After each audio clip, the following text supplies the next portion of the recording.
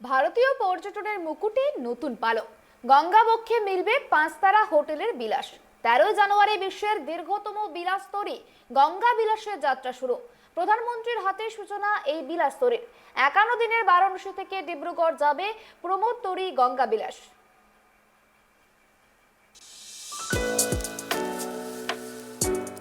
বিশ্বের দীর্ঘতম নদী ক্রুজ গঙ্গা বিলাস। প্রধানমন্ত্রী নরেন্দ্র মোদী ভিডিও কনফারেন্সের মাধ্যমে এটিকে পতাকা দেখানোর পরে তার যাত্রা শুরু করবে।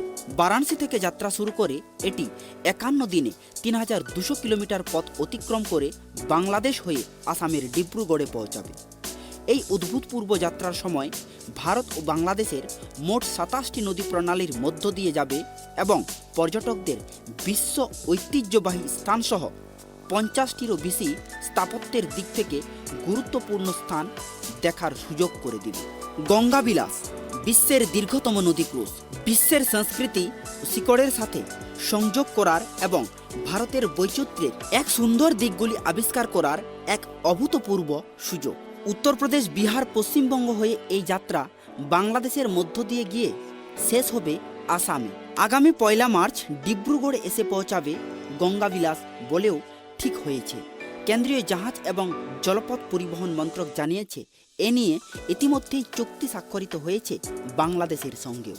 তারা জানিয়েছেন এমভি গঙ্গা বিলাসে আছে যাবতীয় আধুনিক সুযোগ সুবিধাও।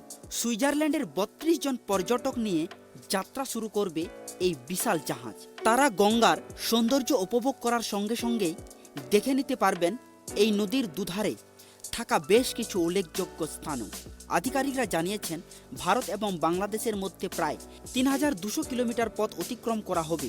দুই দেশের মধ্যে থাকা 27টি নদীও অতিক্রম করবে এই যাত্রা। এই 51 দিনের যাত্রাপথে বেশ কিছু ঐতিহ্যশালী জায়গা, জাতীয় উদ্যান সহ প্রায় 50টি পর্যটন কেন্দ্র ঘুরিয়ে দেখানো যাবে। তাতে থাকা যাত্রীরা দেখতে পারবেন বিহারের পাটনা, ঝাড়খণ্ডের সাহেবগঞ্জ, কলকাতা এবং ঢাকা সহ আরও বেশ কিছু শহর। এই যাত্রাপথ এমনভাবে তৈরি করা যাতে ভারতের ঐতিহাসিক, সাংস্কৃতিক এবং ধর্মীয় গুরুত্বপূর্ণ জায়গাগুলি ছুঁয়ে যাবে। জাহাজ থেকেই উপভোগ করা যাবে বারাণসীর গঙ্গা আরতি। সেটি থামবে সারনাথেও। বোধি লাভ করার পরে এই সারনাথেই প্রথম ধর্ম প্রচার করেন গৌতম বুদ্ধ। এই বিশালকাল গঙ্গা বিলাসের যাত্রা বিক্রমশিলা, সুন্দরবন, একশৃঙ্গ গন্ডারের জন্য বিখ্যাত কাজিরাঙ্গা জাতীয় উদ্যান ঘুরে দেখাবে। কেন্দ্রীয় জাহাজ মন্ত্রক জানিয়েছে গঙ্গা বিলাস ভেসেলটি 62 মিটার লম্বা এবং 12 মিটার চওড়া। নদীতে 1.4 মিটার জল থাকলে স্বাচ্ছন্দ্যে এই ভেসেল যেতে পারবে। তাতে থাকছে 3টি ডেক এবং 18টি সুইট। সেখানে থাকতে পারবেন 36 জন পর্যটক। এই পর্যটকদের কাছে এই যাত্রা অত্যন্ত স্মরণীয় হয়ে থাকবে।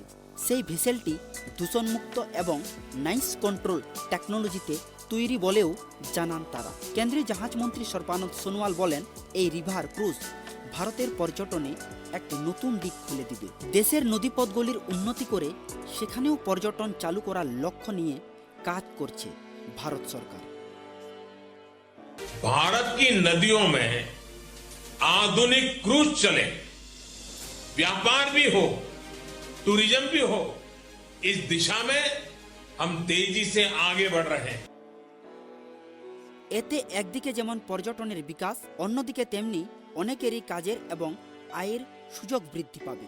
Bureau report, tribe TV.